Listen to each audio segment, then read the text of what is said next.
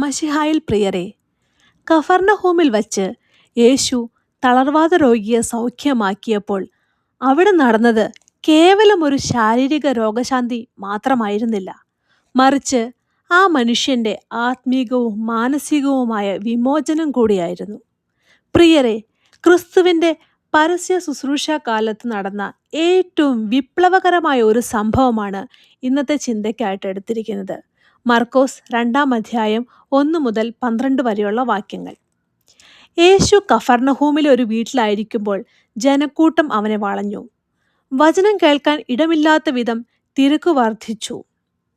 ആ സമയത്താണ് 4 പേർ ചേർന്ന് ഒരു തളർവാത രോഗിയെ ചുമന്നുകൊണ്ടുവരുന്നത്. എന്നാൽ തിരക്ക് കാരണം അവർക്ക് യേശുവിൻ്റെ അടുക്കൽ എത്താൻ കഴിഞ്ഞില്ല.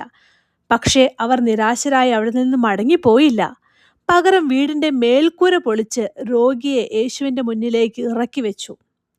ഇവിടെ നമുക്ക് വിശ്വാസം, സൗഹൃദം, ദൈവത്തിൻ്റെ പരമാധികാരം എന്നീ പാഠങ്ങൾ കാണുവാനായിട്ട് കഴിയുന്നു. ക്രിസ്തു ആ വീട്ടിലുണ്ടെന്ന് കേട്ടപ്പോൾ ജനക്കൂട്ടം അവിടേക്ക് ഒഴുകി. ഇന്ന് നമ്മുടെ ജീവിതത്തിലും ക്രിസ്തുവുണ്ടെങ്കിൽ അവിടെ മാറ്റമുണ്ടാകും, തീർച്ച. വീണ്ടും വചനത്തിൽ നാം വായിക്കുന്നു, 4 പേർ ആ തളർവാത രോഗിയെ ചുമന്നുകൊണ്ടുവന്നു. എന്നാൽ ജനക്കൂട്ടം കാരണം അവർക്ക് യേശുവിൻ്റെ അടുക്കൽ എത്താൻ കഴിഞ്ഞില്ല. പക്ഷേ അവർ നിരാശരായി മടങ്ങിപ്പോവുകയല്ല ചെയ്തത്.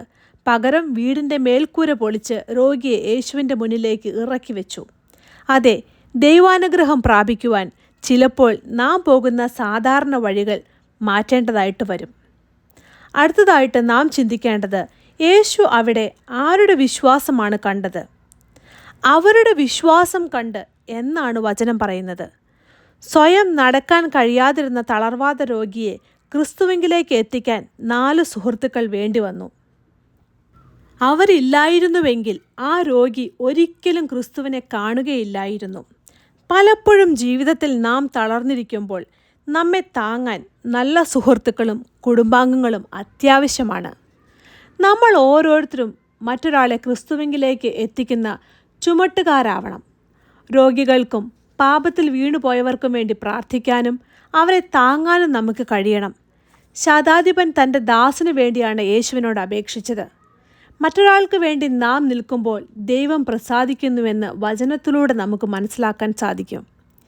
ഇവിടെ രോഗി ആഗ്രഹിച്ചത് ശാരീരിക സൗഖ്യമായിരുന്നു. എന്നാൽ യേശു ആദ്യം പറഞ്ഞത്, മകനെ, നിന്റെ പാപങ്ങൾ മോചിക്കപ്പെട്ടിരിക്കുന്നു എന്നാണ്. പലപ്പോഴും നമ്മുടെ ശാരീരിക രോഗത്തേക്കാൾ ഭയാനകം നമ്മുടെ മനസാക്ഷിയെ വേട്ടയാടുന്ന പാപഭാരമാണ്. പാപബോധം മനുഷ്യനെ ആത്മീകമായി തളർത്തുന്നു. തൻ്റെ ലംഘനങ്ങളെ മറച്ചു വയ്ക്കുന്നവന് ശുഭം വരികയില്ല, അവയെ ഏറ്റുപറഞ്ഞ് ഉപേക്ഷിക്കുന്നവനോ കരുണ ലഭിക്കുമെന്ന് സദൃശ്യവാക്യങ്ങൾ 28-13 പറയുന്നു.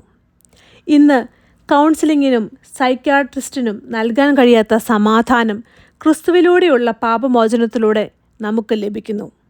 അവിടുന്ന് നിന്റെ അകൃത്യങ്ങൾ ക്ഷമിക്കുന്നു, നിന്റെ രോഗങ്ങൾ സുഖപ്പെടുത്തുന്നു എന്ന് സങ്കീർത്തനങ്ങൾ 103:3 പറയുന്നു. മനസ്സ് സൗഖ്യമാകുമ്പോൾ ശരീരം തനിയെ സൗഖ്യമാകും. എഴുന്നേറ്റ് കിടക്ക എടുത്ത് നടക്കുക എന്ന് കൽപ്പിച്ച് യേശു തൻ്റെ ദൈവിക അധികാരം വെളിപ്പെടുത്തി. നാം ഇവിടെ കാണുന്നത്, ഇത്രയും കാലം രോഗിയെ ചുമന്ന കിടക്ക ഇപ്പോൾ രോഗി ചുമക്കുന്നു. അതായത്, നമ്മെ തോൽപ്പിച്ചിരിക്കുന്ന നമ്മുടെ ബലഹീനതകളെ ക്രിസ്തുവിൻ്റെ കൃപയാൽ നമുക്ക് കീഴടക്കാൻ സാധിക്കും. അവൻ എല്ലാവരും കാണുക എഴുന്നേറ്റ് നടന്നു. അതെ, നമ്മുടെ ജീവിതത്തിലെ മാറ്റവും ലോകത്തിന് ഒരു സാക്ഷ്യമായി മാറണം. പ്രിയരെ, ഇന്ന് നാം എന്ത് തളർച്ചയിലാണുള്ളത്? സാമ്പത്തിക തകർച്ച, കുടുംബ പ്രശ്നങ്ങൾ, മാറാരോഗങ്ങൾ, ഭാവിയെ പറ്റിയുള്ള ഭയം, ഉത്കണ്ഠ, നിരാശ, അതോ പാപഭാരമോ? ക്രിസ്തുവിന് ഇന്ന് നമ്മോട് പറയാനുള്ളത്, മകനെ, മകളെ, നിന്റെ പാപങ്ങൾ ക്ഷമിച്ചിരിക്കുന്നു, എഴുന്നേൽക്കുക എന്നാണ്. നമ്മെ ക്രിസ്തുവിലേക്ക് എത്തിക്കാൻ ആഗ്രഹിക്കുന്ന നല്ല സുഹൃത്തുക്കളെ നമുക്ക് ചേർത്ത് പിടിക്കാം. തടസ്സങ്ങൾ കണ്ട് ഭയപ്പെടാതെ മേൽക്കൂര പൊളിക്കുവാനുള്ള വിശ്വാസം നമുക്ക് ആർജിക്കാം. നമ്മെ കീഴ്പ്പെടുത്തുന്ന കാര്യങ്ങളുടെ മേൽ നമുക്ക് വിജയം നൽകാൻ ക്രിസ്തുവിന് കഴിയും. പാപമോചനം സ്വീകരിച്ച ഹൃദയത്തിന് മാത്രമേ പൂർണ്ണ സൗഖ്യം അനുഭവിക്കാൻ പറ്റുകയുള്ളൂ. ഒരു നിമിഷം നമുക്ക് നമ്മുടെ കണ്ണുകളെ അടയ്ക്കാം, തലകളെ വണങ്ങാം.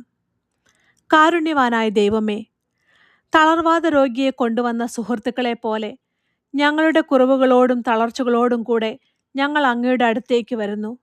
ഞങ്ങളുടെ പാപങ്ങളെ ക്ഷമിച്ച് ഞങ്ങളെ ശുദ്ധീകരിക്കണമേ. കഫർനഹൂമിലെ ആ രോഗിയെ സൗഖ്യമാക്കിയതുപോലെ ഇന്ന് ഈ വചനം കേൾക്കുന്ന ഓരോരുത്തരുടെയും ആത്മീയവും ശാരീരികവുമായ തളർച്ചയെ മാറ്റണമേ. ഞങ്ങളുടെ അവിശ്വാസവും പാപവുമാകുന്ന മേൽക്കൂരകൾ പൊളിച്ചു മാറ്റി അങ്ങയുടെ സന്നിധിയിലേക്ക് വരുവാൻ ഞങ്ങളെ സഹായിക്കണമേ. ഞങ്ങളുടെ രോഗങ്ങളിലും ക്ലേശങ്ങളിലും അങ്ങയുടെ സൗഖ്യദായകമായ സ്പർശം ഞങ്ങൾക്ക് തരണമേ. ഞങ്ങളെ ബന്ധിച്ചിരിക്കുന്ന സകല തിന്മകളിൽ നിന്നും വിടുതൽ നൽകി അങ്ങയുടെ സാക്ഷികളായി ജീവിക്കുവാൻ കൃപ നൽകണമേ. യേശു ക്രിസ്തുവിൻ്റെ പൊന്നുനാമത്തിൽ തന്നെ. ആമേൻ.